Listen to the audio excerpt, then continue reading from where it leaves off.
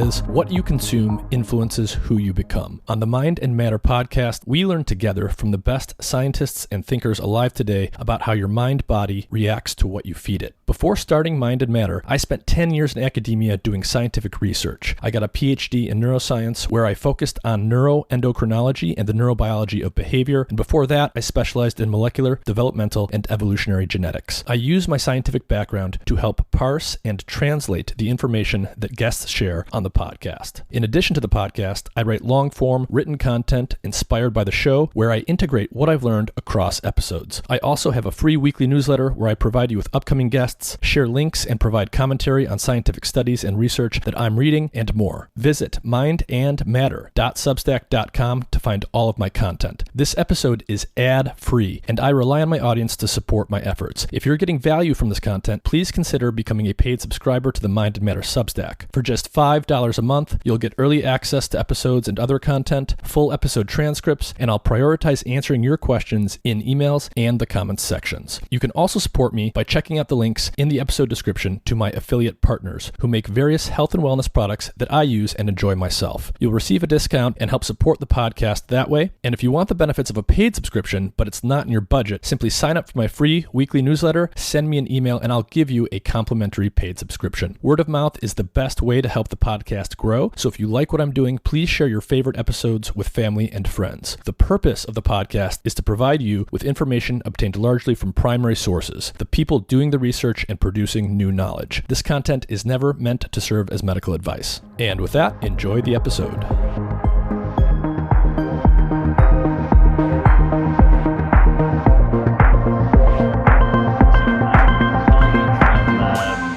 Beautiful, sunny Palo Alto, California, Stanford University. I'm an anesthesiologist, at least a day a week. I see patients, and the rest of my time is spent doing research into non-ordinary states of consciousness, including anesthesia, and psychedelics is a major focus of my lab. We do human and animal studies trying to understand how they work. Okay, so you put people under. You're in the operating room putting them to sleep. And then waking them up. That's the most important part, actually. Yeah. I mean, speaking of sleep, how is or isn't anesthesia like sleep? Is it very similar, or is it a distinct brain state completely? It is. If you want to piss off a bunch of sleep specialists, you can tell them that this anesthetic is just like chemical sleep. That's they don't like that, and they're right. That there are some similarities, and as you go through, there's depth to anesthesia, as you might imagine. It's not a straight line necessarily, but as you get deeper, as the doses of anesthetic go up, you pass through some sleep-like stages on your way down, and of course on your way back up. But where we get to for surgery, as you might imagine, is a state of unarousability, where you have no memory formation, no conscious awareness that we know of, immobility, and hypnosis. So that's a much, much deeper state of consciousness, and the EEG looks radically different from what you would see during normal sleep. I see. And so how does it compare just at a high level, the EEG signature? So it's much simpler. So what's interesting about sleep, and there's a lot to say about this, but sleep, sleep has an architecture, right? Yeah. Sleep is ancient. It's in every species that we know of, and you cycle through different stages. And when you put someone into anesthetized state, which we do regularly, millions of times across the country every day, maybe not millions, but what you see is a much more organized rhythm, and it's a really simple rhythm. Like the standard, we actually have monitors that are built for monitoring depth of anesthesia using EEG, and what they're targeting, the good numbers are describe a pattern that when I talk to residents and teach, basically explain it like this: if a 5-year-old kid could draw it, the patient is surgically anesthetized, and that's because it's so simple and loopy, and there isn't a whole lot of spatial complexity in the signal. And that's sort of one way of thinking of what's going on in the brain. The soup is being kept warm by these thalamocortical rhythms, but there isn't a whole lot of information being processed, and there isn't a lot of informational content in that EEG. Mm-hmm. The more, as you get to lighter stages of anesthesia and eventually wakefulness, all of that sensory information, the chaotic noise of the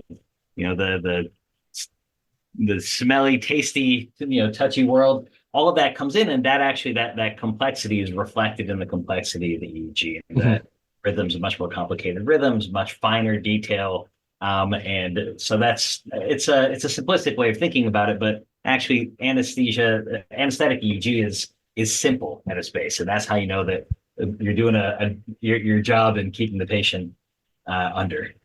I see. So, I mean, roughly speaking, if from a naive standpoint, if you don't know anything about anesthesia, but you do know the basics of sleep architecture, you've got non-REM sleep, stage 1, 2, 3, 4, you've got REM sleep. Non-REM sleep is when you've got these large slow waves that you see in the EEG signature. Are you seeing large slow waves akin to that in anesthesia, even if they're not the same frequency, or is it completely different? No, you still have those large slow waves, but you don't a typical a typical thing that you see during sleep. And there's another rhythm, it's called an alpha rhythm, and this will come up again, that is very prominent during general anesthesia and not so much during normal sleep. So this is something that happens when you close your eyes. You can see a prominent alpha rhythm in your occipital cortex, which is where vision is processed. So you can kind of make that link between eyes closed and suddenly there's no external sensory input. So it kind of defaults to this rhythm. During general anesthesia, like anywhere you look in the brain is going to have that strong alpha rhythm. That's not something that you typically see during NREM. I see. And so obviously, people are unresponsive during anesthesia.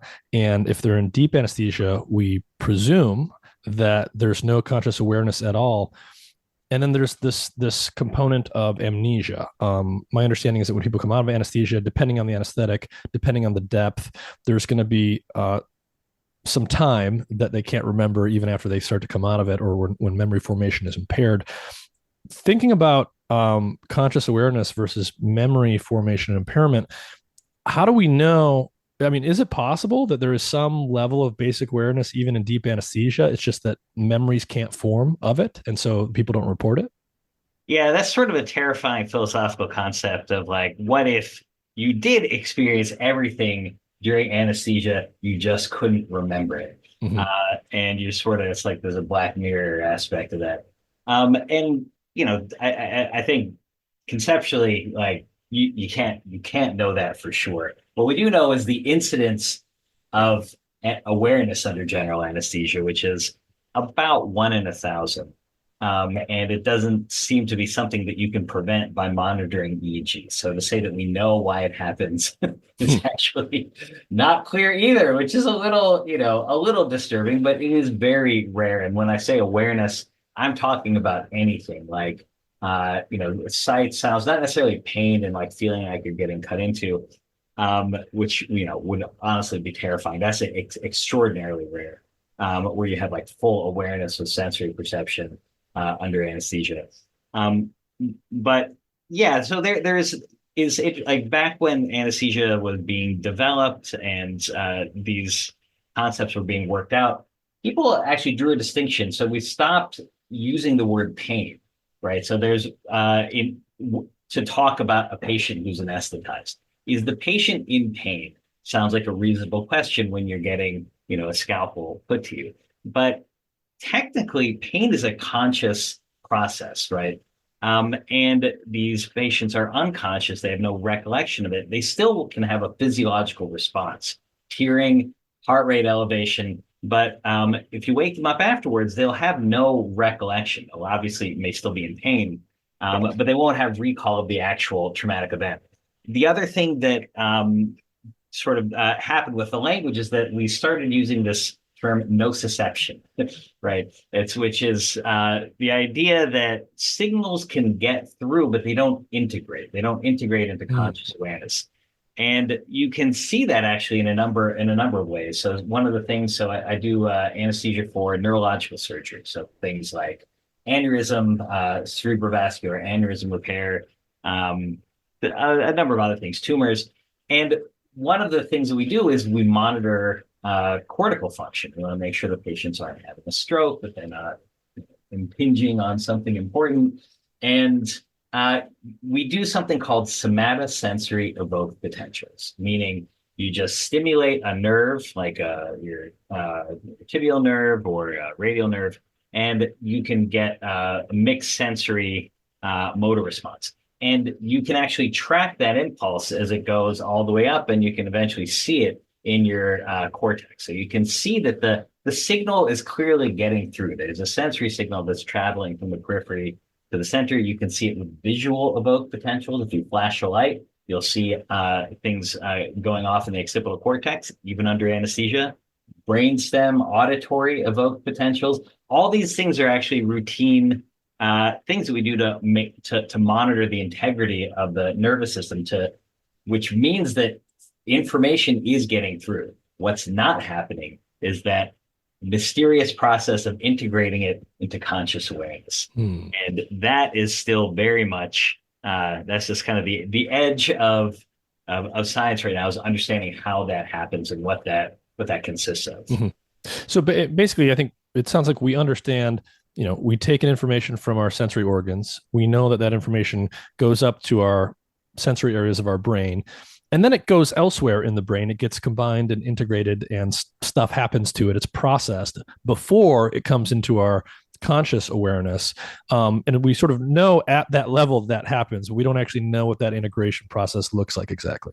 We can get some clues, and I'll point to work at University of Michigan that I like in particular, looking at EEG and anesthetic states. George Mashore is one of my favorite researchers over there, and former head of their department. But you can look at cortical organization, right? So how does information move locally and globally during anesthesia? And that you see a lot of a change basically in the architecture of these cortical modules. So you can see a lot less, again, complexity and local correlations in activity that seem to relate to depth of anesthesia. So again, it's this idea that you're disrupting these local and long range interactions, and that's probably related. Those kinds of interactions, that's probably what integration consists of. And the thing that we call consciousness is, I would say, very likely to be the result of all of those, those interconnected pieces of your cortex talking to each other in real time. Mm-hmm. Yeah, I mean, it makes intuitive sense because, very, very roughly speaking, right? Like we have a sense of touch, we have we have our eyeballs, we have our ears, we have all these different streams of information, but we don't consciously perceive all of these things separately. We have this one unified scene from moment to moment. So, in some sense, all of these different channels have to be literally integrated together somehow so that we have that unified perception. Yeah, that's that is the mystery. There's a lot of this is actually one of the reasons why I stopped studying consciousness very early on. It's because it seemed like one of those not insolvable, but almost like philosophical questions that you could come to any number of conclusions that are essentially not testable or very difficult to test. And there's been a lot of, progress in the field of consciousness studies over the last 20 years that now I think we're starting to get somewhere. But very early on, I realized that the way that I like to think about these problems and kind of attack them is more of like an engineering point of view, that maybe I'm not going to understand how the system works, but can I at least move it predictably by doing stuff at it? So drugs, electricity, the non-ordinary states of consciousness, how can you put these things together in a predictable way to get an outcome, whether that outcome be a particular state of consciousness, dreaming, or a mental health outcome, or a transformational experience. And that is some of the most exciting things that I've seen going on, in kind of the mental health revolution that I think in the midst of right now. So there's probably, I would imagine, a large number of anesthetics. There's certainly multiple to choose from. Can you give us a sense for how, as an anesthesiologist, you choose what anesthetic to use for a given application? The one that I know for 100% certainty is going to get into the patient, no mistakes there. And the one that makes people not want to throw up afterwards. And that actually limits our choices to a very, my favorite anesthetic is a combination anesthetic. So it's sevoflurane, which is a gas that you breathe in. One of honestly, the coolest things about anesthesia, people say we don't really know how anesthesia works. And it's like true. We don't really know how anything works. But one thing we do know is that things like sevoflurane, isoflurane, ether, these are all kind of related molecules, work across just shockingly well across the entire animal kingdom. Down to even plants. You can anesthetize a plant, What? which is kind of messed up. And it's, that raises a whole, different set of, philosophical issues, I guess. But the point is, it's a very old and deep process. These are molecules that are related to things that archaebacteria were probably secreting into their environment to silence the local competition. They're not really complex molecules. So that's my first stop is the gas, sevoflurane. You breathe it in, you breathe it out. I know it's getting in, and it's extremely effective. And the dose is basically is very predictable from patient to patient. Now there are problems with it, in that people can sometimes wake up a little bit delirious. It takes a while to wash out. And one of the least fun aspects of surgery and anesthesia is the nausea afterwards, which I've experienced it. I've seen it. It's not something that I particularly look forward to.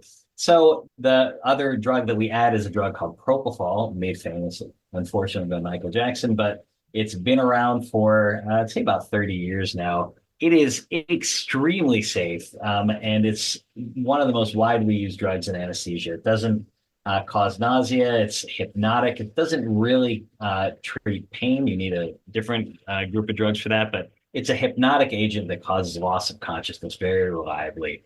And the thing that I like about it is it comes on and it comes off very quickly.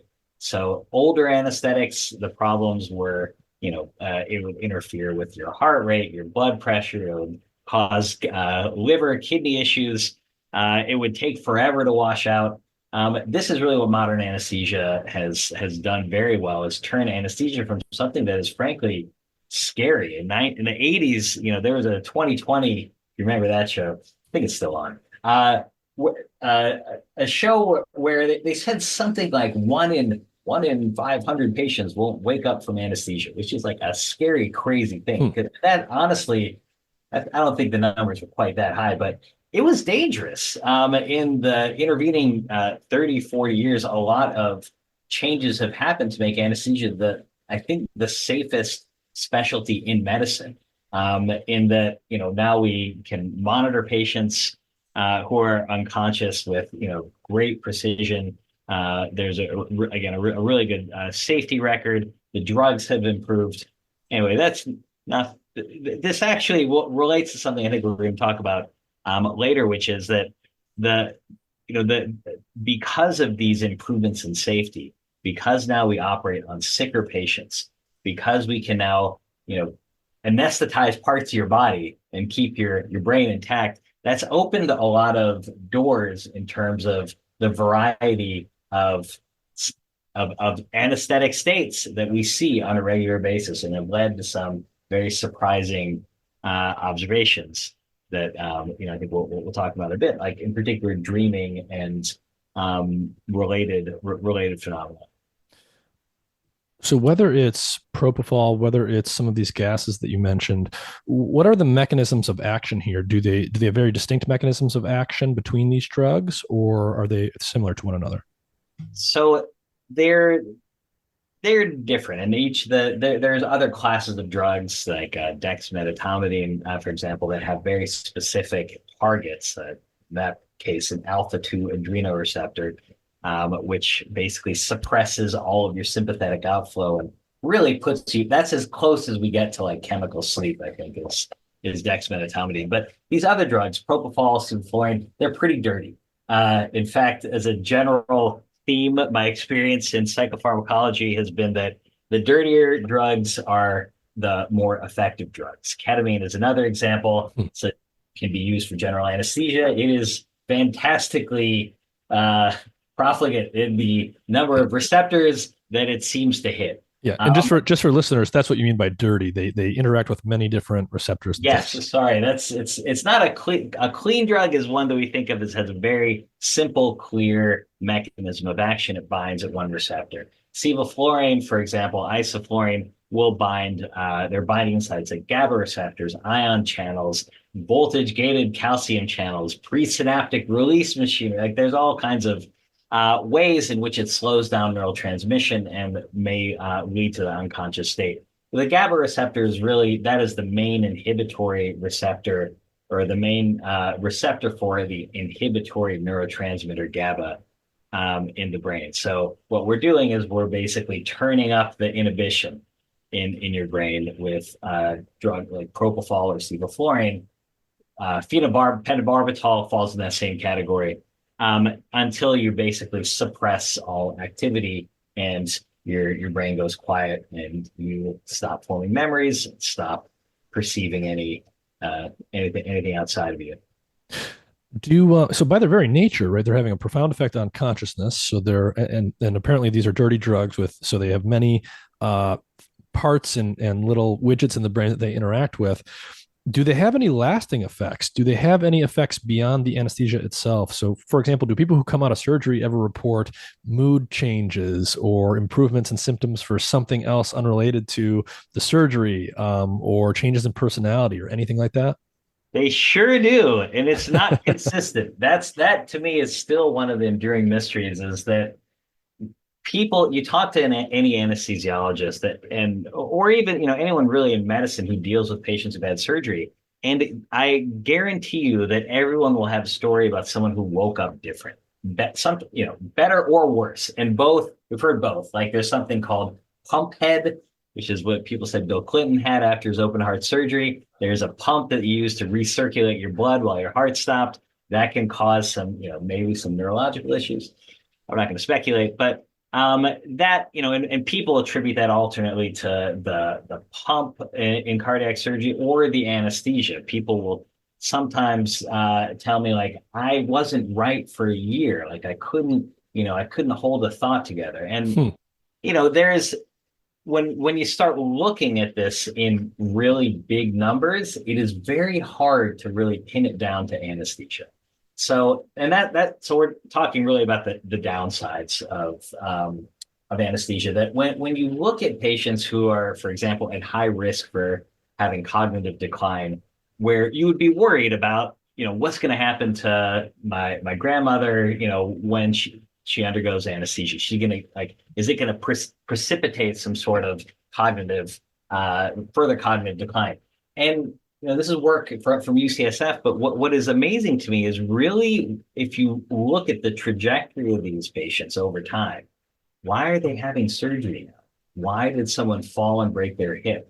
Right? There is overall a pattern that folks are on the down slope. Mm-hmm. And of course, there's the acute trauma of surgery and anesthesia. But what happens is once they recover from that acute trauma, they're basically rejoining a line that was on the way down. So it's very difficult to untangle what exactly happened. So that's one type of lasting effect that we hear a lot about in anesthesia. And you hear the same thing at the other extreme of age in kids. Is anesthesia going to cause a cognitive issue in my child, right as they're developing? There's a lot of, my brief time in pediatric anesthesia, that was a lot of what the, discussions with parents were like. And again, you have to ask this question, why is a child having surgery? less than 2 years old. Like typically there's other comorbid issues that might also affect their cognitive development. So pinning it on the anesthetic is not really that easy. And when you look again at thousands and thousands of patients and try and match them with controls, it is very difficult to pull out an effect of a single anesthetic. Sometimes with multiple anesthetics, there's a little bit of a signal, like the development of attention deficit disorder later in life, a couple IQ points. To be honest, if I had to choose between having a hernia repaired and a couple IQ points, I want the hernia repaired, and I can play sports and whatever. These are small persisting effects if they're real.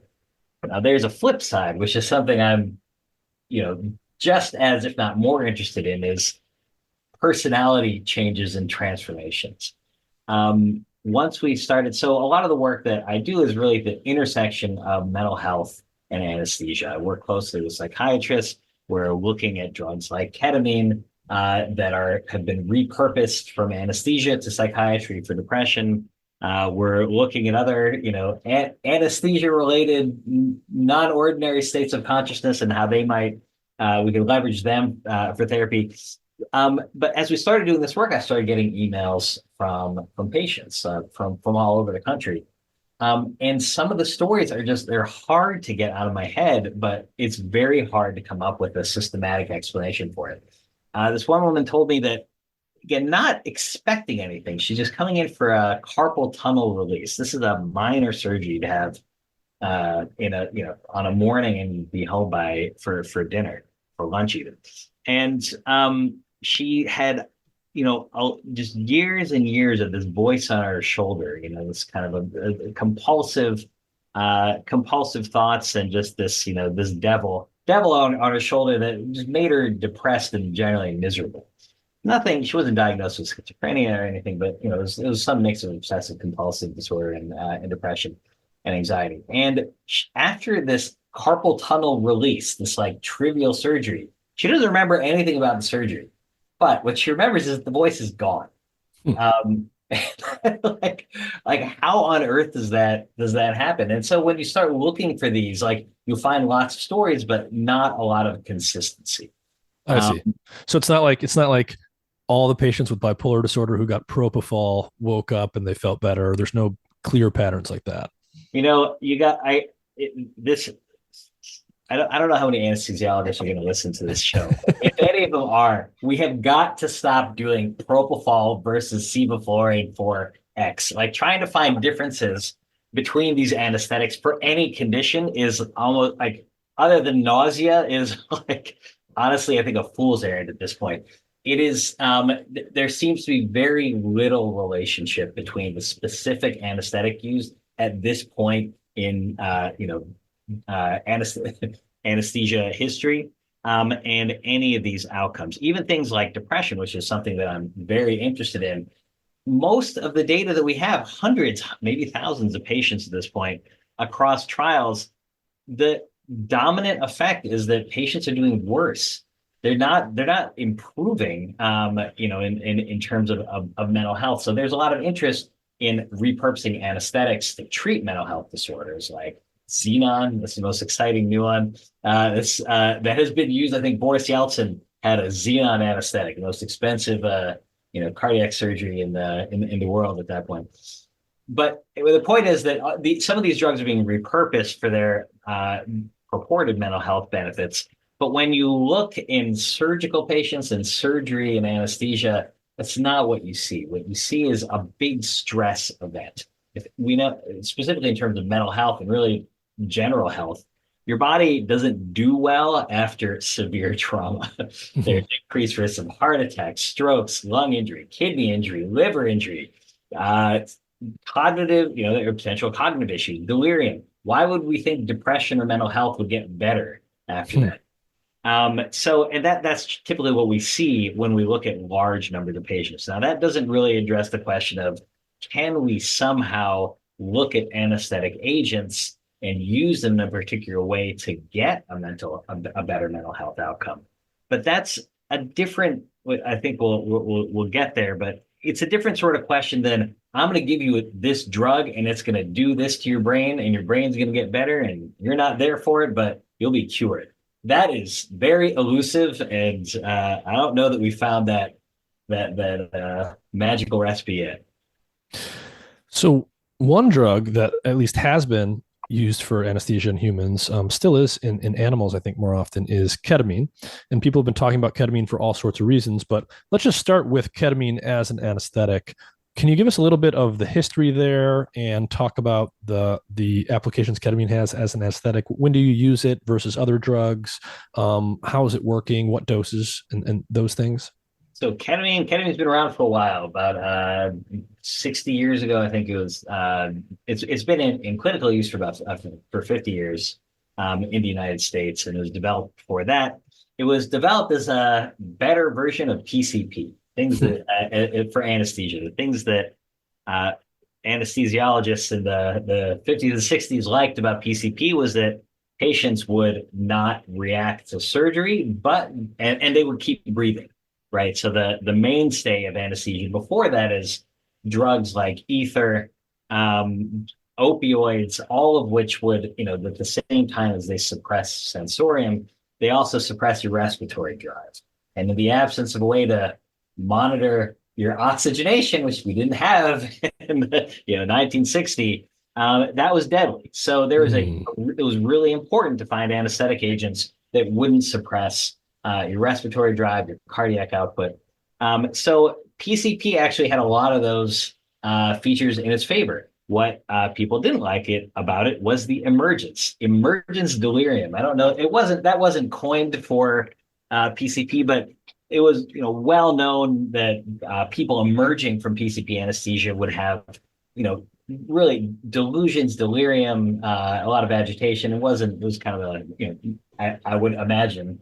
Not a lot of fun to deal with. So ketamine was better. Ketamine had less of that. It had all of these beneficial features. And it was engineered. People synthesized this. They were trying to make a better anesthetic. Yeah, that's exactly what happened. Edward Domino at also the University of Michigan. He just died, I think, a couple years ago at a ripe old age. Ketamine, actually, he called it ketamine, but it just sounds weird to me. So anyway, so ketamine was initially developed as an improvement on PCP, as a surgical anesthetic. The story was, at least from some of the pioneers at Stanford, that surgeons thought they could get rid of anesthesiologists because, hey, the patient's breathing. We don't need you guys anymore. And so they would do just ketamine anesthesia. And what became very obvious very quickly is that if ketamine's the only drug you're going to use, it's not going to go that well. Patients still have a lot of these issues with wake up, and there's something that I would not call it a joke, but it's sort of a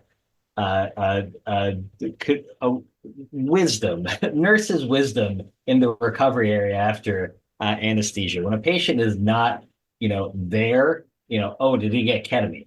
Like that's still the impression, even though statistically it doesn't increase the likelihood of delirium after surgery. There's still this general sense that patients aren't quite right for a while when you give them high doses of ketamine.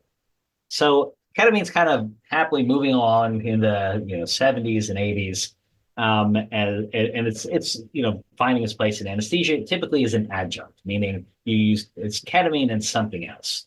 Ketamine was also an analgesic, right? So it treats pain. That was something that was also recognized very early on in the late 70s. And one of the other main uses today for ketamine outside of anesthesia is pain management. So patients with chronic pain syndromes, they will come into ketamine clinics for infusions. Our hospital, Stanford Hospital, still will admit patients for 5-day infusions of ketamine for refractory complex pain syndromes. These are typically lower doses than what you would use in psychiatry. But my point is, right, so the big picture is we went from an anesthetic to an analgesic in the 80s and 90s that was increasingly appreciated. People started realizing that if you give ketamine, you need less opioid. So it was called, in our textbooks, it's called an opioid-sparing analgesic. And that's an interesting some interesting further developments that maybe we'll talk about later. But ketamine does interact with the opioid system. It can reverse opioid tolerance. These things are all like great in the context of surgery and trying to treat pain in the operative theater. So this is all kind of humming along, and then in 2000 there was a landmark study from Yale where they were, I think, looking at ketamine in a very different way. They were interested in mimicking psychotic symptoms in schizophrenia because ketamine, again, like the weird dissociative state that it puts people into, reminded.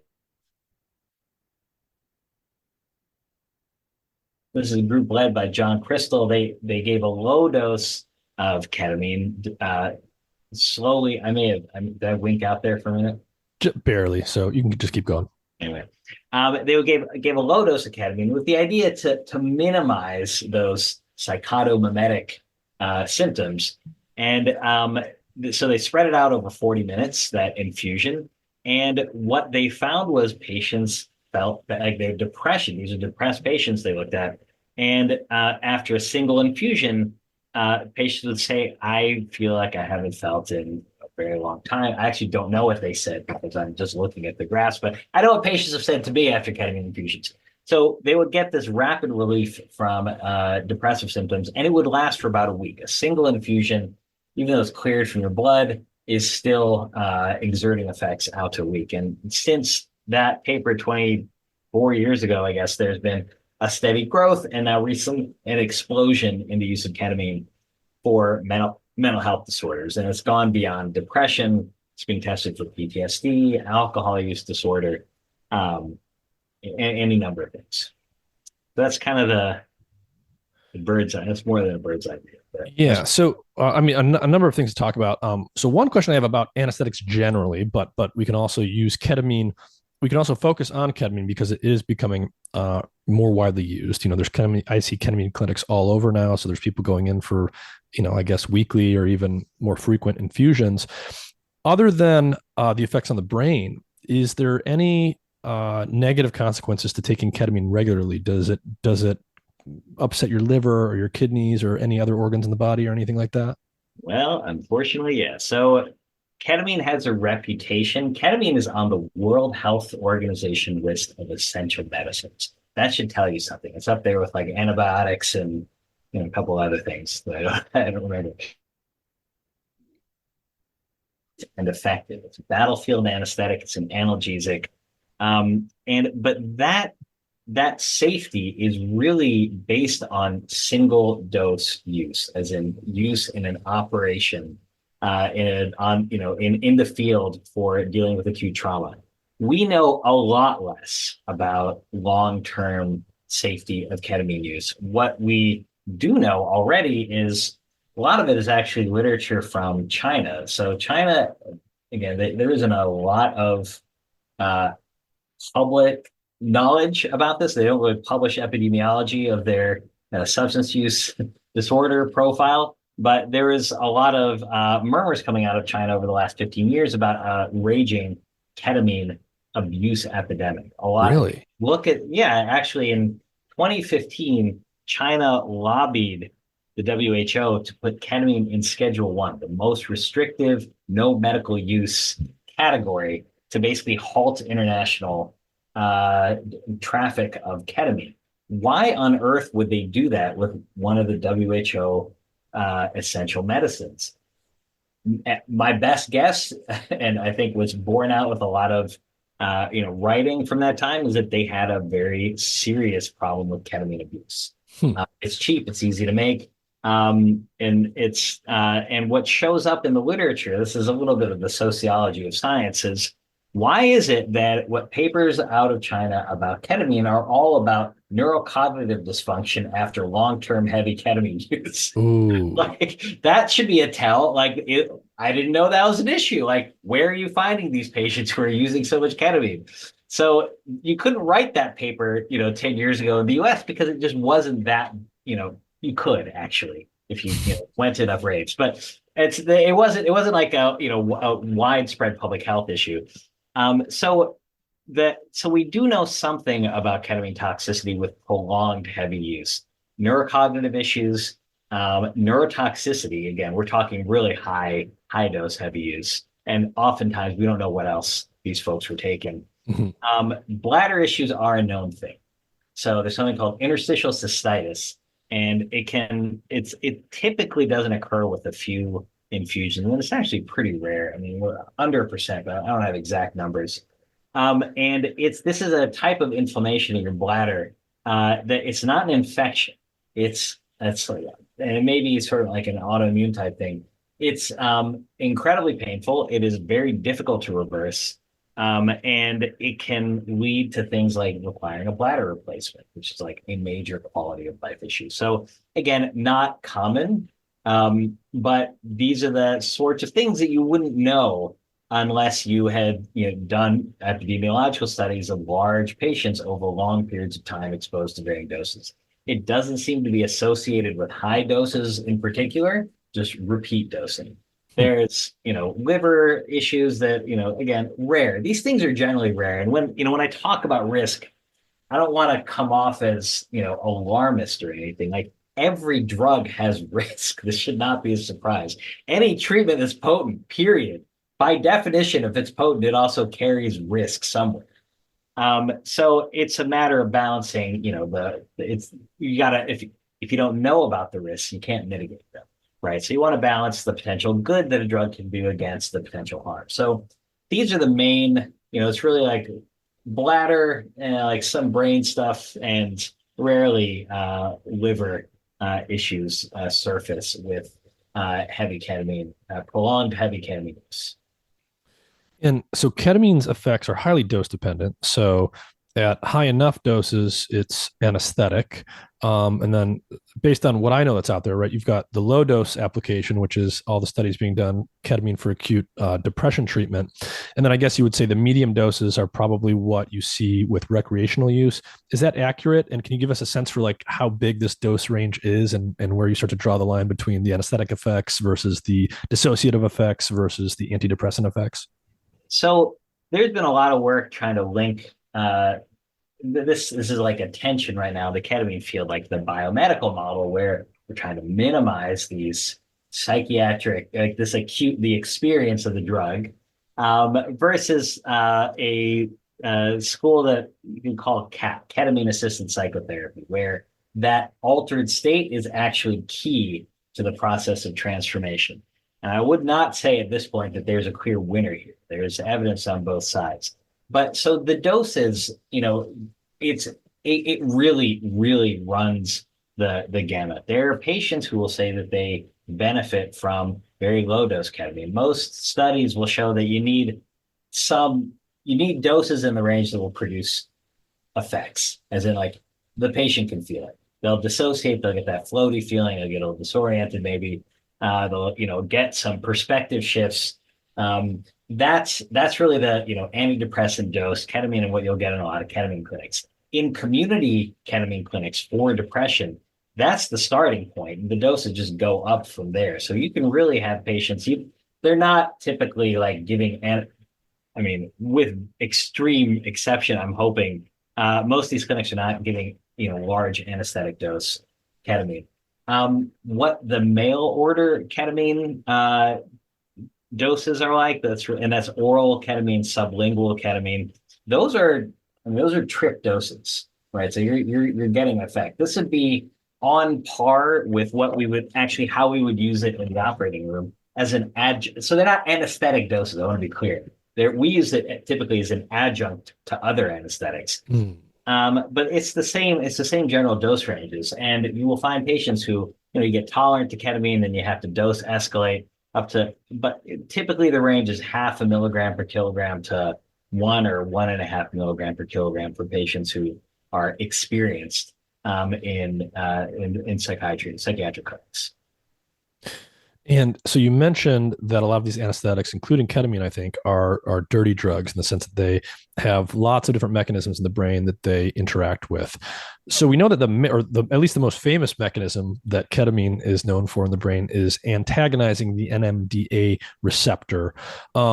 Two questions I want to ask here. One, to what extent do we know like that is the mechanism or a key mechanism for its therapeutic effects or its anesthetic effects? And then two would be, what are some of the other mechanisms of action that ketamine has that maybe we don't hear about as much? So the NMDA receptor hypothesis has been around really since the inception of, it's been around since ketamine was really appreciated as a treatment in psychiatry. Is the NMDA receptor the thing that makes ketamine an antidepressant? If it is, then you would predict that other drugs that target the NMDA receptor would also be antidepressant, and they would be rapid antidepressants.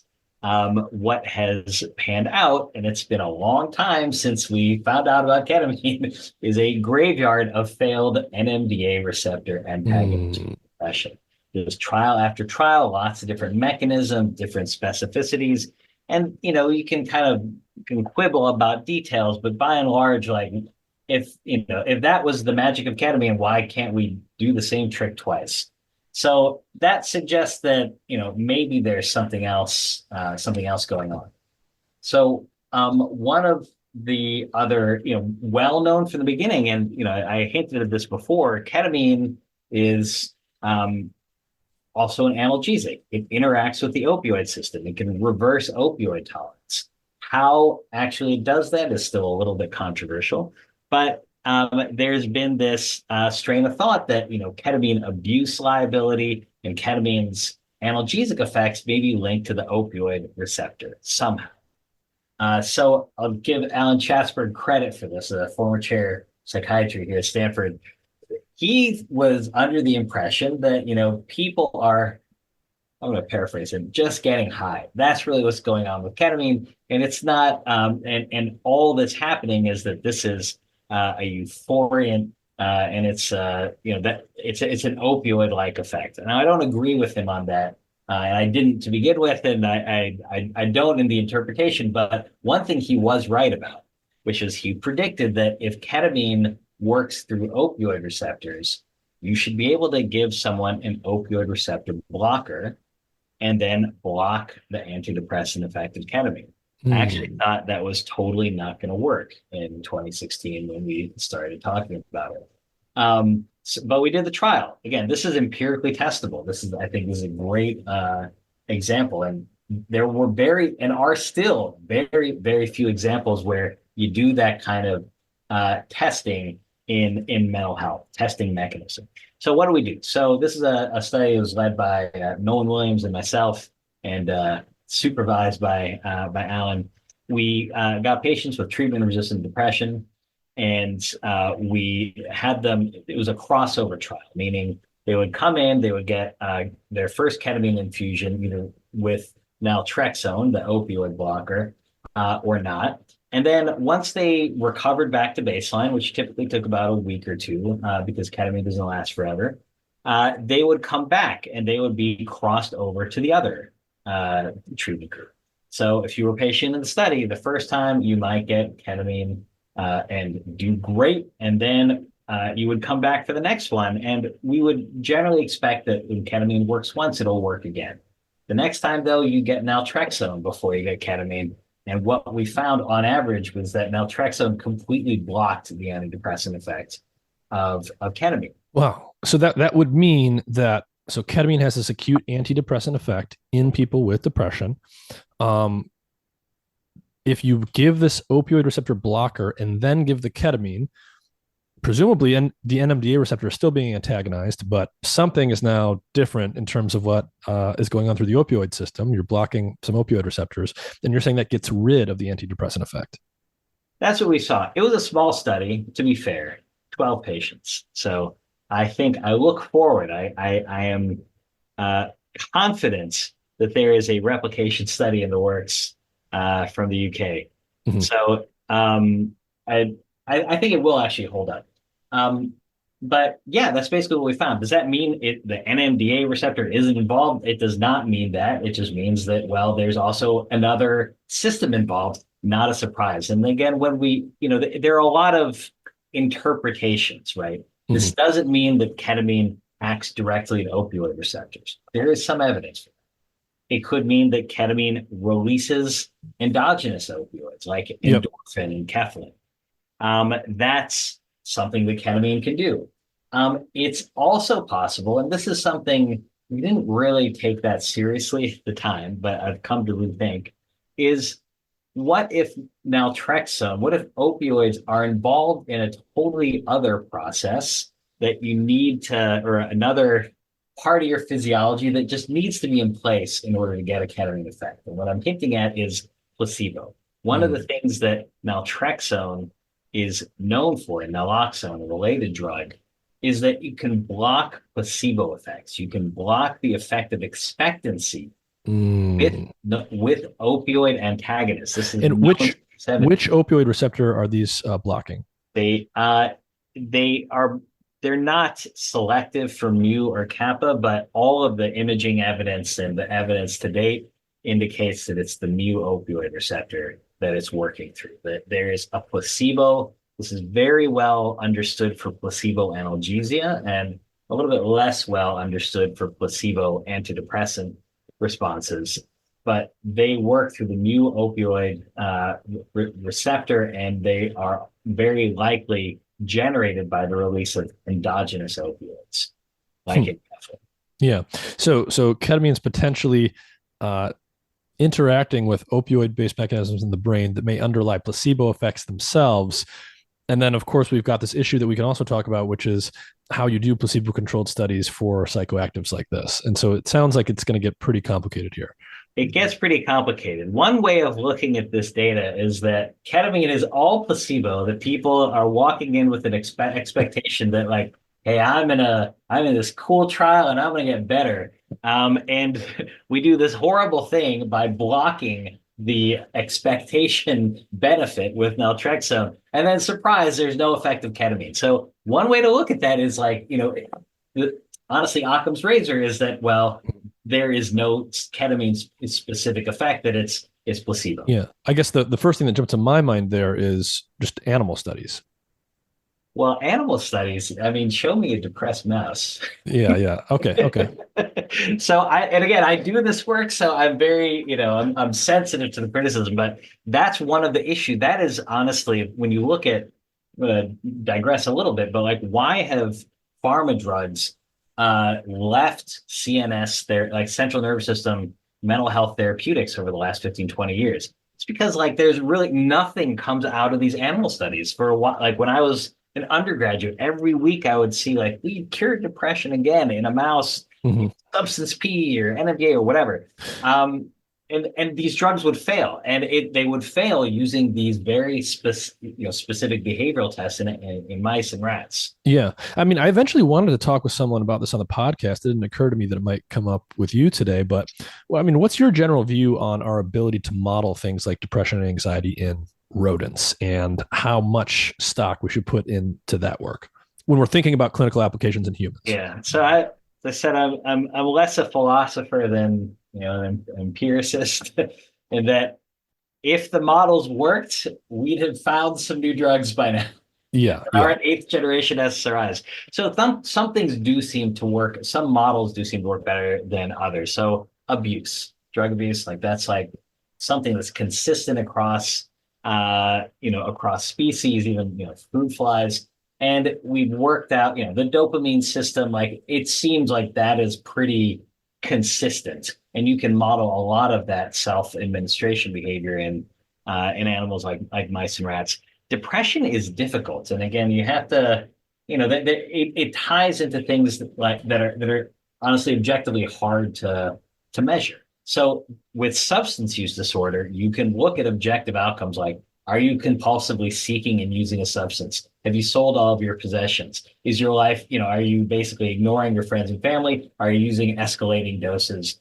Are you tolerant? Like those are things that they are actually objectively measurable. Depression is a little bit, trickier. And I'm not a psychiatrist, so I want to leave it to your next guest to handle that of like, how do we diagnose depression? Is it one disease? And I'll just point folks to Leanne Williams, also at Stanford, had a wonderful study this last week where they subtype depression based on imaging markers, into 6 different categories. So each which may be sensitive to different drugs. Anyway, the point is we don't do nearly as good a job as that um, in in depression in with mice, with subtyping, being able to predict drug effects.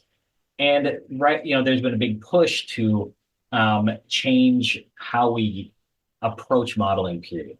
So starting about 15 years ago, there was a big push at the National Institute of Mental Health to stop using these like learned helplessness models where you put a mouse into, a cup of water and see how long he struggles, and that's like hopelessness. Where like, yeah, you have him upside down and see how long the tail suspension test. I hate that thing. So and it's moved more to looking at dimensions of disease. So, for example, depression. It's not, depression has a lot of symptoms. One of the symptoms is change sensitivity to reward, anhedonia, where right rewards just aren't as rewarding anymore. Sleep. That's another domain that you could model. It's the effect of stress on all of these things. So we're getting better at not trying to anthropomorphize mice quite so much. And just do better, more granular phenotyping of these very broad terms that we apply. Yeah, and to me, the big challenge and what lies ahead is building bridges. Now that we're starting to understand the physiology and like the biomarkers that underlie these component processes, then trying to find, how does that show up in a human, right? It's not necessarily going to be the same way. And we see that again and again where things that look like they should work based on, what does a stressed human look like? Like, and this mouse looks like it's stressed. Why doesn't it respond to psychedelics the way I think it should? That basically speaks to the difficulty in understanding like how do behaviors actually translate and whether they translate at all. Does the physiology, can you find the same types of physiological processes happening in mice, rats, non-human primates, and humans? And there's a lot of there's a lot of yes there and a lot of I don't know. So with regard to ketamine's addiction liability, how does that look? Because on the one hand, there's animal research. I've talked to Christian Lucier, for example, on the podcast, and he's done head-to-head comparisons of cocaine and ketamine in rodents and shown pretty clearly that it's certainly much less addictive than cocaine when you do the head-to-head comparison. But on the other hand, clearly there is some abuse liability because you mentioned the China thing earlier, and there are clearly I've seen people who have a problem with ketamine, so it's clearly addictive to some degree. How addictive is it, and do we really have a handle on that even? So it's not as addictive as cocaine or alcohol or opioids. I think it would be a mistake to say that. It's also, probably on par with, how addictive is MDMA. It's not as addictive as methamphetamine, but it's certainly people will abuse it. And the issue is you take something that has mild to moderate abuse liability and just talk to people or wander on Reddit, you will get all the evidence you need that, people can very quickly move from taking it in a therapeutic setting to just using it on their own and developing a problem. The issue is, all right, it's not everyone. It's going to be a segment, maybe 10%, maybe less. But the more you expose people to it, right, with limited regulation, where now, 1% of a million is actually quite a lot of people, right? That's 10,000 people. Now, how many people have depression in the United States? I don't know. Estimates are up to 50 million. And is that your, if they're all eligible to receive, mail order ketamine, you can do the math. That's like a lot of people with a new substance use disorder that they didn't necessarily have before. And again, these numbers are, what is the actual percent of patients who go on? I don't think we have good information on that yet because we're just at the beginning of mass exposure to ketamine in the United States, really spurred on by what I think is irresponsible marketing through telehealth providers. for ketamine, for psychedelics, for all the drugs that, everyone's really excited about right now that are psychedelics or related psychoactive compounds, there's this question of to what extent are the subjective effects that people consciously experience actually necessary or important for their therapeutic effects. So as we mentioned, as I've covered on the podcast before, ketamine is being studied pretty intensively right now because it has these acute antidepressant effects. I know that you've done at least one study where you basically combined ketamine with anesthesia so that people obviously weren't aware of the effects when they took the ketamine. Can you set up that study for us and just describe what the motivation was and what the basic results were? Sure. So the drug versus the trip, that is one of the most interesting and compelling and impactful questions, because it really dictates where do we go when we try and develop this and scale it up. And just point to folks like David Olson, Brian Roth, who are developing non-hallucinogenic psychedelic analogs, which is a great empirical test of this question. Drugs that have very similar biochemical effect to classical psychedelics, but don't trigger that the experience.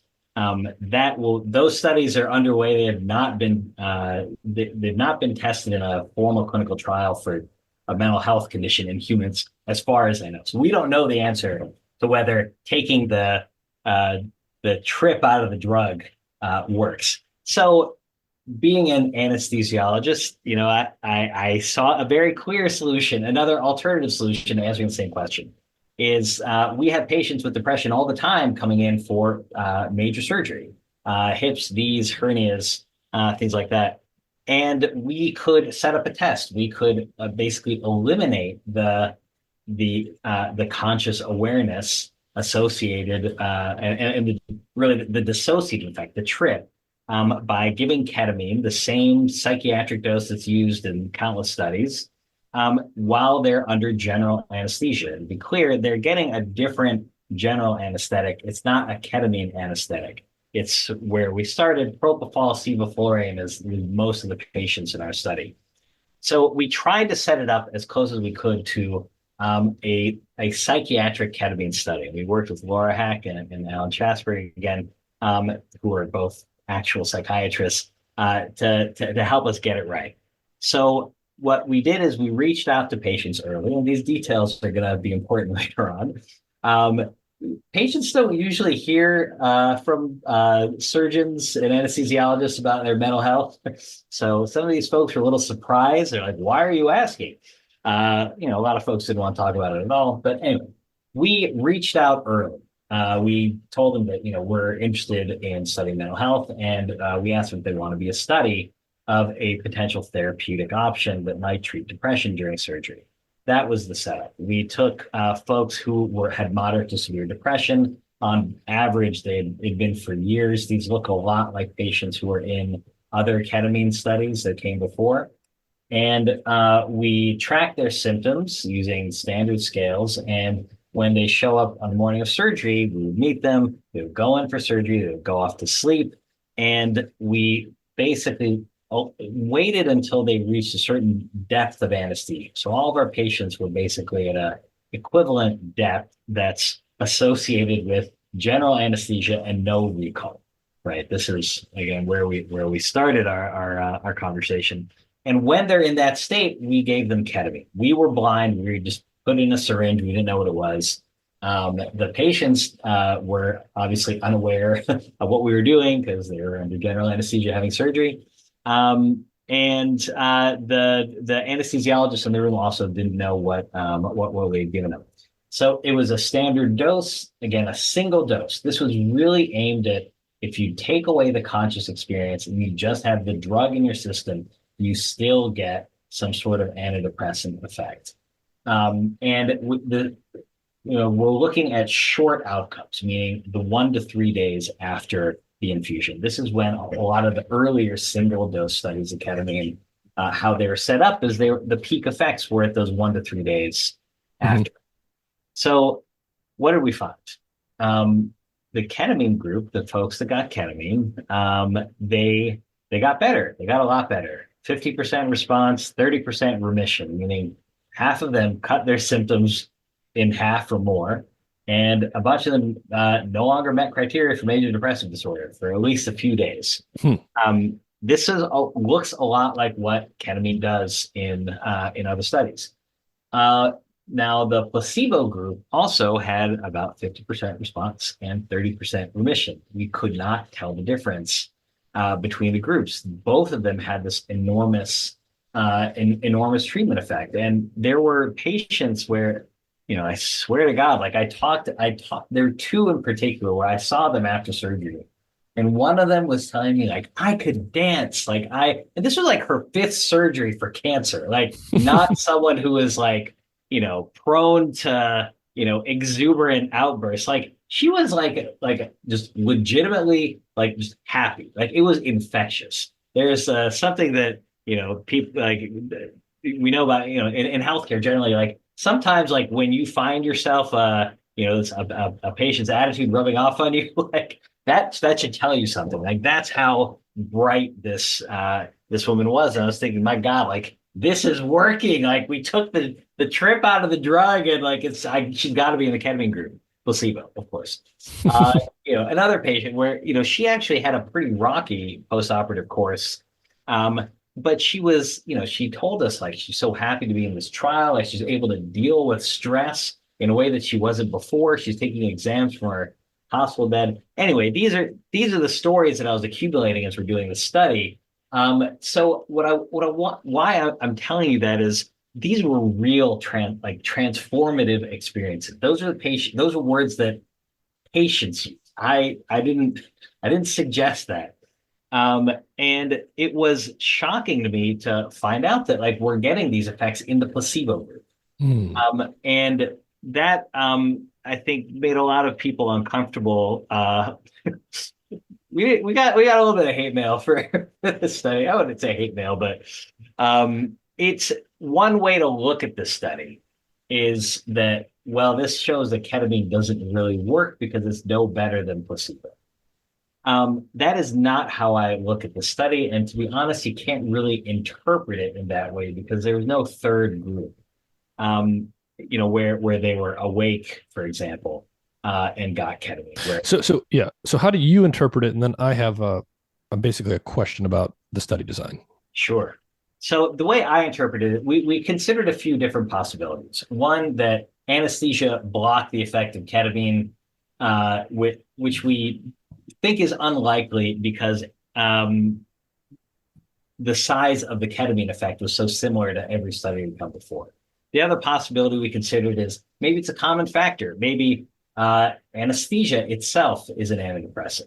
And we talked about that a little bit before, and going back over hundreds and hundreds of patients where mental health is monitored, surgery and anesthesia make depression worse in almost every study. So that seemed very unlikely to explain this. So what we settle on is that it's maybe it's expectation. Maybe, and I hinted at this before, this process of reaching out to patients. Patients feel seen, they feel heard in a way that they usually don't in the run-up to surgery. These are patients who have issues, major life issues that are dragging them down. And on top of it, they have surgery coming up. And that sets in motion a series of expectations. And that made me really think a lot about psychedelic trials and just how heavily selected patients are there, how excited they are to be in such an interesting study, be an elite group of patients. Like I am, it's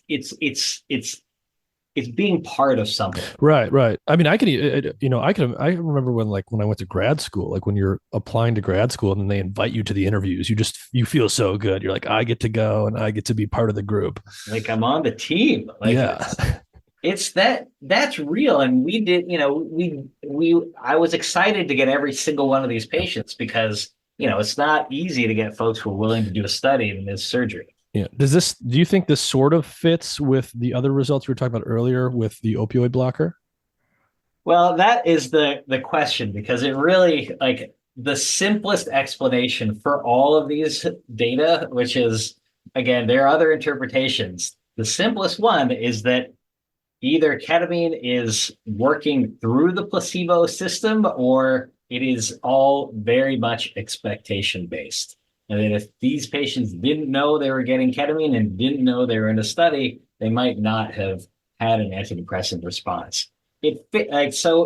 There's, I don't think that's actually right. I think it is, we have some data that suggests that it's more complicated than that. But what it does suggest is that there certainly is a similarity between the mechanisms that our brain engages during a strong placebo. And I'm not talking about like take two and call me in the morning, like a real placebo. That's called hope, right? Mm-hmm. When you really engender hope in another person, yeah, technically that's placebo effect, but it's not a trivial thing to do, which you probably know from trying to talk to people who are in a difficult spot. It's not easy to break through to them. So to that extent, that process, that, hope, inducing hope, maybe ketamine is acting through whatever that process. Maybe psychedelics are acting through that process. Maybe they're enhancing it. One of the most intriguing findings in reanalyzing this data is that we looked at patients who were on chronic opioids. Right? These are patients like come in for surgery. Sometimes you're on opioids for pain.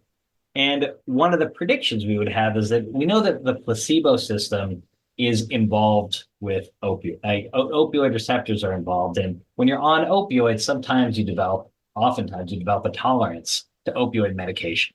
Mm-hmm. That could manifest also as an impaired placebo response, right? And when we looked at the data, again, this is very exploratory, but what we saw is that patients in the placebo group, the ones who were on opioids before they got to surgery, like usually for a couple of months, they actually had like no placebo effect, very little placebo effect. Whereas the ones who were not on opioids, they had a big placebo effect. And that would imply that, if you're on opioids, you've got tolerance, the receptors have been internalized, there's fewer of them. And if the placebo effect is acting through those receptors, then that's exactly what you'd expect to see. So intriguing, there's something in it all, it's like it's been in front of us this whole time about ketamine. What does ketamine do? Long before we started getting excited about ketamine for depression, we were using it as an opioid-sparing analgesic. We were using it to reset opioid receptor sensitivity. And again, very exploratory analysis, not a lot of patients, but I think it's pretty interesting. When we look at the patients who got ketamine, those who were not on opioids had a nice big effect in our study. Those who were on opioids also had a nice big effect. It's almost as if ketamine reset that opioid desensitization that happens with ongoing opioid therapy and basically reset the placebo response system. Right? So and I'd say animal data kind of points to something, but anyway. Okay, so this is why earlier in the discussion you said something like ketamine can reverse opioid tolerance. This is what you were talking about. It reverses opioid receptor tolerance, very well known for analgesia, like opioid, like when you give patients a lot of opioids over the course of a long surgery, eventually the opioids don't work as well, and that's an acute tolerance process. And you can reverse or unwind that process by giving ketamine. A single dose of ketamine oftentimes will, after surgery, when ketamine's washed out, patients will now be sensitive to opioids. They'll be able to be treated with opioids. So it's, these pieces, it's not dead, certainly not established. It's not fully formed, but yeah, this is, I didn't know about all this. Yeah. This is where we're going, at least. And really, the mechanism of placebo, I think, is going to be central to understanding how ketamine and even psychedelics might work. And it really speaks to the importance of experience in a way. Yeah. So before we get into some other stuff, I have to ask this question because you just triggered me. So ketamine is becoming more popular as a street drug. It has for a number of years now. So it's out in the world. People get it. We're also obviously in the middle of an opioid epidemic. So given what you've told us about how ketamine can reverse opioid tolerance, is there any danger that if people are out in the world mixing even if not at the same time. If you're on opioids or abusing opioids, and then you take ketamine, and then you take the same dose of opioids you were taking yesterday, are there any risks here?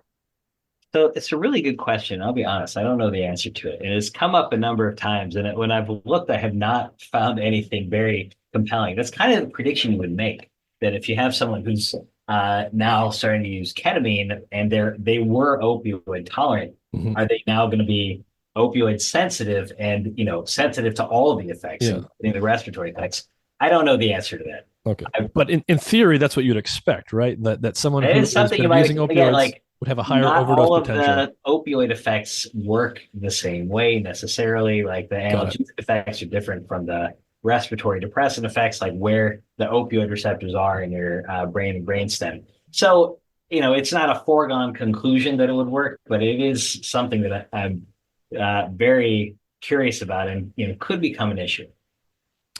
So, going back to just this general question surrounding psychedelics and related psychoactives, are the subjective effects necessary or important components of the therapeutic benefit? So a dual question here. One, do you have a strong intuition on what you think is likely going to be the outcome there? And two, what is conclusive evidence going to look like, and how soon will we see that, do you think? Um, to be clear, the last study we did does not say anything about whether subjective effects are necessary. That's another conversation. We ended up really showing more that what non-drug factors like just the structure of the clinical trial does. But my intuition is that the experience is crucial, is central to the therapeutic effect that we're seeing. I think that we'll see what happens with these non-hallucinogenic analogs, but it's going to be difficult to prove something like that. And the problem basically goes like this: is that what are you going to compare it to? What are you going to compare a drug that induces both biochemical effects and experiential changes? What are you going to compare it to when we're not really sure which one? Or whether they act together, whether it's basically an uninterruptible whole. So do you compare it to something that also produces a similar experience? Well, but the closest, like, how are you going to recreate the experience of a psychedelic? So we actually have an approach to this, and it's not.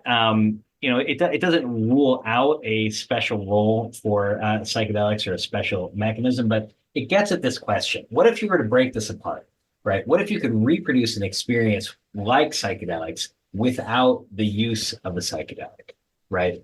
And here, what I'm kind of coyly hinting at is that something, a powerful internally generated experience, that's something that we see when patients emerge from anesthesia. So that if we can focus on that and extend that period, prolong that period, patients wake up and say some true, like we talked about this before, but we're starting to see it more regularly. This is something that we're doing on purpose that really unearths a lot of emotions and a lot of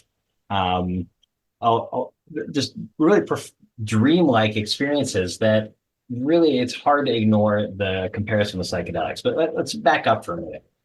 What is proof going to look like? So there are a couple ways to get at this. One is, can you separate out the hallucinogenic experience from the receptor? So there are some theories out there specifically for psilocybin that the therapeutic effect is mediated through a different receptor than the hallucinogenic.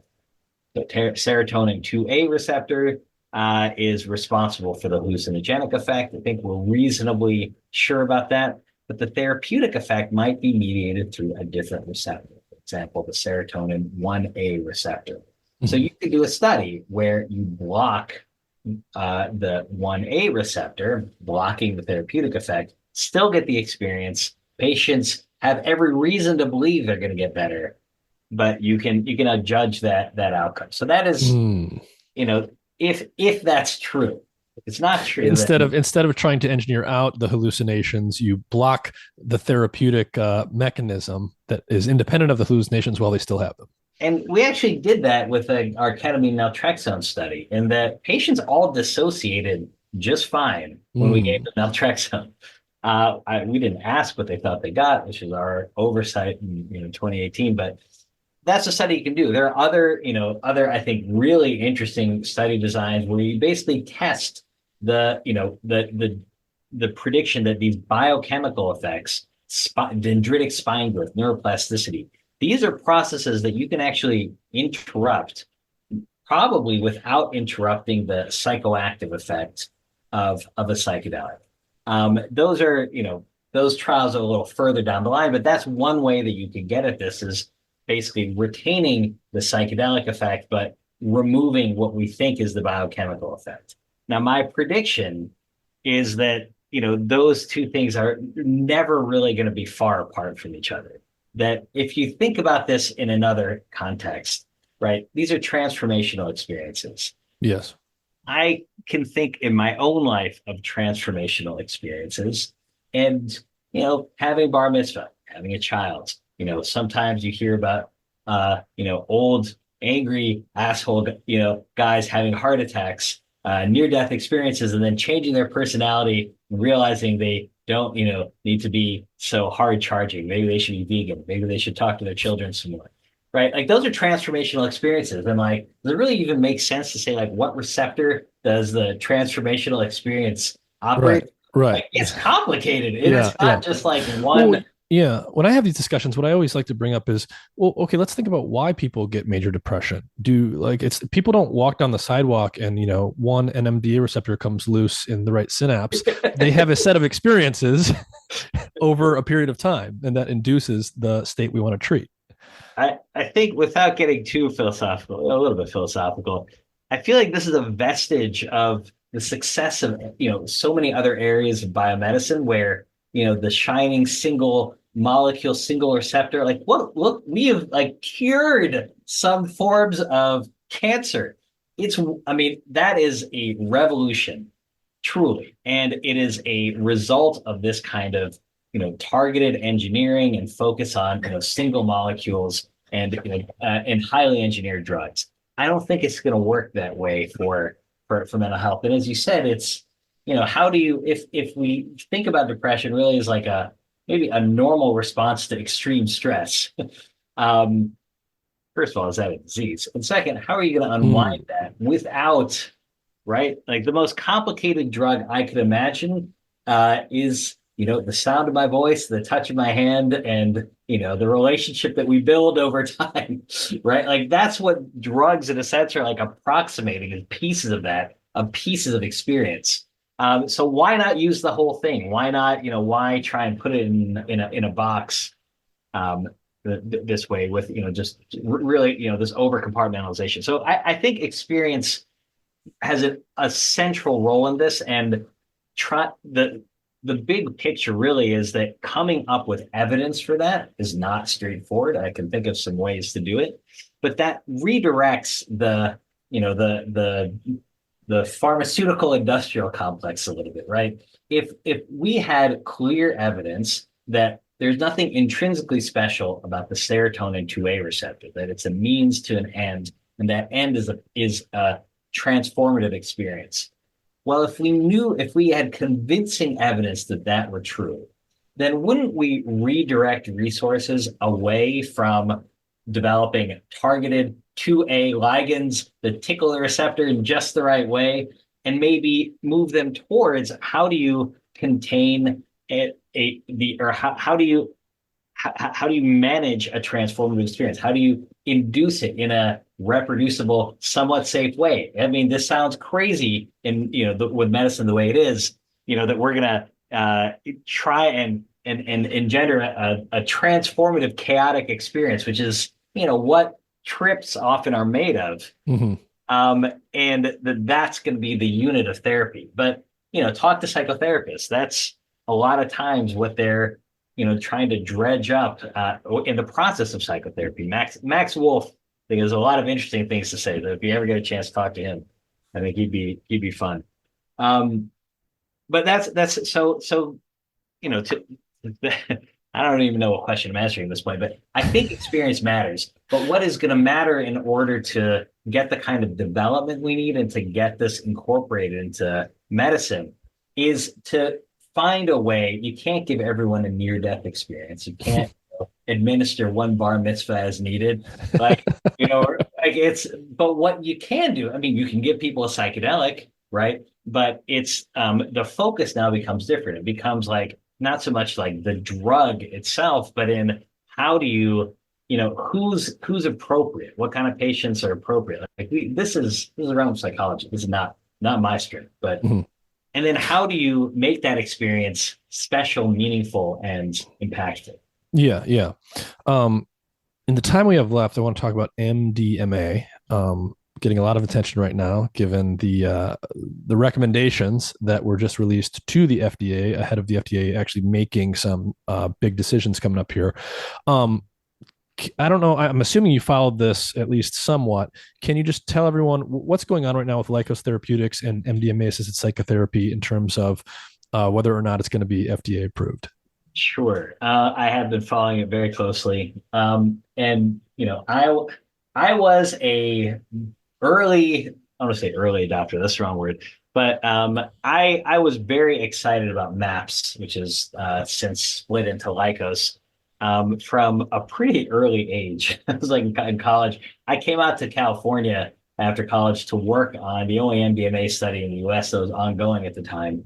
I got $500 from Rick Doblin in 1999 for, reviewing ancient papers giving MDMA to pigeons and rats, as part of the, IND filing. And that was supervised by an actual scientist, Matt Baggett at the time. But anyway, so I've been, fascinated by this. And the thing that caught my attention very early on through personal experience, to be honest, is the transformation, like the like life-changing experience. How could this not be good for something, right? And when when I heard for the first time in the mid 2000s that they want to explore this for PTSD, like it makes sense. Like these memories that are so painful, awkward, humiliating, et cetera. Like you can deal with them, you can process them, you can move on. Um, that's that to me was what was so compelling about this. Now, what's happened in the interim is, what does it take to get MDMA, a drug that's been illegal since the mid '80s, in Schedule One? How do you make that into medicine? It takes some evangelism, and that MAPS and Rick Doblin, who I know and love, but he is an evangelist. He's that at the heart of it, and he believes in the stuff. And it's not the kind of attitude that really lends itself to carefully controlled, agnostic, equipoise in a clinical trial, which is what you need to get this over the hump into a medicine, into something that insurers are going to pay for. A doctor can say, this is going to help you. Here are the studies to back it up, regardless of whatever societal hype there is around. So this to me was the basic challenge that it's not a pharmaceutical company in the conventional sense, and they didn't present the FDA with, clinical trials that look like other phase 3 clinical trials. The MAPS MDMA-assisted psychotherapy for PTSD application, to my knowledge, includes 2 clinical trials. They're pretty small by most standards, about 80 patients each. For reference, the Compass psilocybin trial, phase 2b, have like 250 patients in it. Like that's typically drugs are approved with thousands of patients in trials. So this is not a big trial. And they did, they got breakthrough status in 2017 or 2018, meaning that the FDA would work with MAPS on designing the trials and getting them right so that they would be approvable, pending the results once they came before the FDA. So what happened in the last couple of months is that some independent bodies and the FDA advisory committee started reviewing the data. And what came out of this hearing, which happened earlier this month, which was this very widely publicized 11-1, no confidence vote in MDMA, was basically the revelation of just a number, like a dozen, maybe more issues with the way the trials were done, with the measures they used, with the design, with deviations from what the FDA had recommended, which I don't fully understand why some of those choices were made. If the FDA is giving you a checklist of things to do to get your drug approved, like I would do every single one of them to the absolute best of my ability. It did anyway. So some of it was mystifying, but so what happened? The long story short is that MDMA, two very successful clinical trials were published, very high profile papers where folks who had not gotten better from anything with severe PTSD were getting in remission. Lots of patients. Cover of the New York Times, right? Like really big news that this could work. And I'll be honest, like it played into my own biases that like of course it worked. Like that's what I thought would happen. But you need to do these trials, you need to have some equipoise. You need to not already assume the results before you get it in hand. So that despite all of that, excitement about the clinical trial result, when the details and more importantly, some of the allegations about misconduct in the trials, that really, I think, sunk the application. What were the allegations? So one of them is not just an allegation, but just a finding of fact that there was a sexual assault in one of the phase 2 trials in Canada by an unlicensed therapist. That happened. And that, could have been handled more transparently, I think, by MAPS, but it doesn't really inspire confidence, in the process. Again, this is assault. I guess you can't blame assault on MDMA. It's like this is like people who do the assault, like that's who you should be blaming primarily. But it raises questions that, why are these our patients going to be, hyper suggestible to this kind of thing?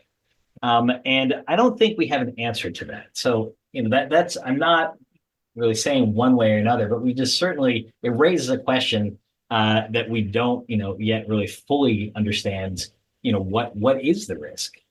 Is that something, do we disclose that to patients, before giving them MDMA? Like it raises questions like that. Mm-hmm. There are other, unsubstantiated allegations, at least unsubstantiated in my view, that, there were like patients were, very much pressured to give certain answers. Questions mm-hmm. that they would be excommunicated from, very much an in-group community if they said anything other than, MDMA saved my life. I don't know if that's, again, this is like those are allegations. Allegations. It doesn't inspire confidence. Yeah. As a scientist, when you look at those phase 3 trial results, those studies, do you think the results are compelling? Even if, traditionally you'd want those trials to have more patients, do you think there's any serious pitfalls in how the trials were conducted? Can you repeat that question? I blinked out for a sec. Oh, how compelling do you find those studies, the phase 3 clinical trial studies? I mean, I thought they were pretty compelling, to be honest. Assuming that there was, assuming the patients were free to answer as they wanted. There are, of course, there are issues with it. Of course, it's not, a blinded study, which you can't do really for this kind of drug. And honestly, you look back at all of the drugs that have been approved for mental health indications. We have the assumption actually should be that none of them are blind. So I don't think that's as big an issue as has been made out. I think what would have been nice, this is what they could have done better. And of course, this is Monday morning quarterbacking. There are two big ways to address the placebo problem, right? It's like, so right, like the default criticism is, well, it's all placebo effect, which, even though you don't really see that degree of placebo effect in patients with severe PTSD. Okay. The one thing to do is a dose ranging study, right? You just if there's a dose dependent effect, you should see, right? If it depends on the drug, you should see an escalating effect with increasing drug dose. Also, not totally blind, but it addresses some of the issue. That would have been a nice thing to do. The other thing that I think they really whiffed on is the long-term follow-up, right? I don't know a placebo effect that lasts a year, right? Yeah. So, whatever, there's the hype, of the study, and like there's an experience associated with it. A lot of that stuff, you'd expect to wear off and people go back to their normal lives and eventually they settle back to where they were. Right now, if you really you dealt with some trauma in a very real and lasting way, you could follow those patients out and still see improvements. And that would speak volumes, I think, to the fact that this is a drug or a treatment specific effect, not just placebo.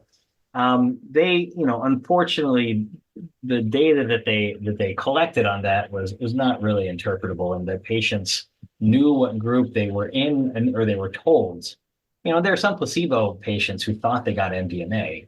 So there could have been, with enough numbers and enough follow-up, and of course they lost a lot of patients to follow-up. So, what happened to the ones they didn't follow up with? All these questions, like it wasn't a really high quality long-term follow-up study. So those were, the big issues. So do you think, I guess my intuition here would be the FDA probably says we want to see more data. Yeah. So, whatever the sins of Lykos were, are, I don't know, we still have an intractable public health issue for which there are very few effective treatments. And, the FDA is, they're judging safety and efficacy. But there's one of the safety and one of the risks that I think is a real risk is that by saying no to this, you are also stifling development of other drugs. And that is, I'm purely speculating here, but I think that may have been involved, for example, in, why did the FDA approve an Alzheimer's drug that was subsequently pulled for lack of efficacy and safety? Is because nothing had been approved for Alzheimer's in decades. And, at some point you're going to stop taking shots at that. Esketamine, the trial data for esketamine, not that impressive, but the FDA approved it. And again, to me, it was a strong signal to the industry, guys, like, please, like, this is keep working on it. Approach. Keep working on it. Yeah. So that's sociology, not science. And I think thankful I don't have to make that decision on the FDA. But so I think there's a possibility that they will still approve it on that basis, saying they'll have a really restrictive REMS, which is the risk evaluation mitigation strategy, that will really kind of tie up who can get MDMA, how many times they can get it, who gives it to them, really make it difficult, make it expensive, which, none of that is great for patient access. But it will allow, leave the door open to give more data, to, change the label. And it gives a signal to other startups, of which there are many, that, hey, there's at least a possibility here, that we're not closed off to the possibility that you could have a drug that really primarily works in the context of psychotherapy. It's approvable. It's not the kind of thing they're used to approving, but there's precedent for drugs that have abuse liability. In the height of the opioid epidemic, the FDA approved, a new formulation of an incredibly potent opioid that's, 10 times more potent than fentanyl. So there's precedent for that. There's precedent for the FDA approving drugs that require some sort of psychological support. Buprenorphine for opioid use disorder, bupropion and Chantix for smoking cessation. These are approved with the proviso that you're in some sort of ongoing support. So MDMA is, I think, approvable given the right given the right shape and quantity of clinical data. I don't know if I don't know if that's enough to make the FDA overrule an 11-1. Yeah, we'll see. Towards the end of the day on a Friday, I don't want to take too much more of your time, Boris. I know that you're busy. Is there anything that you want to reiterate about what we discussed today, or any final thoughts you want to leave people with on these general subjects, psychedelics, anesthesia, consciousness, the role of subjectivity, any of that stuff? Yeah, I think I really want to reiterate that point about, experience and not falling for a trap that, I feel like I've fallen into many times, which is this like reductionist mechanistic, illusion that we can boil things down to something as simple as a shiny pill, that's going to hit this receptor and like turn on the lights. It's so, that can happen, but I don't think that's how this stuff is working. And I think chasing that as a strategy is really not going in the right direction. I think experience, transformative experience, ritual, expectation, the build up, the all of these things, like that seems to be the common through line through all of these drugs, that there's something important about generating those types of experience. And they're done, just look at the pharmacology of ketamine, MDMA, psilocybin, not really that similar, but they all seem to have this, yes, they're psychoactive, they have durable effects. And these are potent therapeutics. To me, it really seems to center around transformative experiences. Mm-hmm. Yeah. And I guess like one final thing I want to say, as I'm hearing you say all these things, and when we had our discussion about some of this stuff, when you think about this historically and anthropologically, all of the things that are the most transformative for people in society center around rituals where you feel special. Think about a marriage ritual or a rite of passage, becoming a man or a woman. All of the ceremonies that cultures all over the world have always used involve all of the ingredients minus the drugs that we seem to be talking about here. Sometimes with the drugs, but sometimes with the drugs too.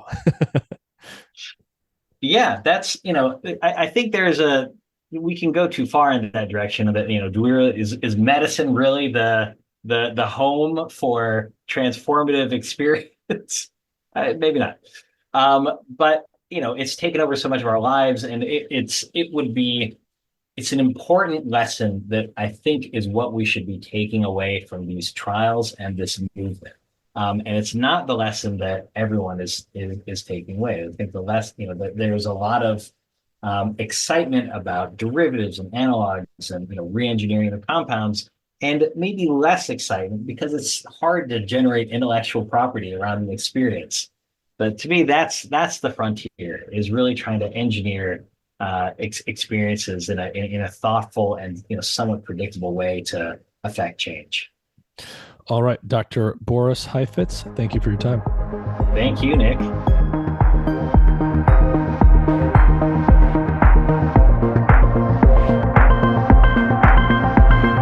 This episode is supported in part by Athletic Greens. Their main product, AG1, is a comprehensive and convenient daily nutrition product containing 75 vitamins, minerals, and whole food sourced ingredients with less than 1 gram of sugar per serving, no nasty chemicals or artificial anything. It's gluten and dairy free and compatible with paleo, vegan, vegetarian, and ketogenic diets. AG1 is a quick and convenient way to supplement your diet to help ensure your body is getting the nutrients it needs. It comes in powder form, and you can mix it in water and drink it, or you can put it into a smoothie or a shake or something like that. I mix it into water and drink it, and it's super convenient. If you go to athleticgreens.com/mindandmatter, Athletic Greens will give you a free 1-year supply of vitamin D and 5 free travel packs with your first purchase. Their vitamin D product comes in tincture form, so you just take 1 drop each day. A large fraction of the population is actually vitamin D deficient, especially in winter months when we get less sun exposure. And vitamin D is super important for the proper function of the immune system and for a variety of other things. So visit athleticgreens.com/mindandmatter or click the link in the episode description. You'll get a free 1-year supply of vitamin D with your first purchase.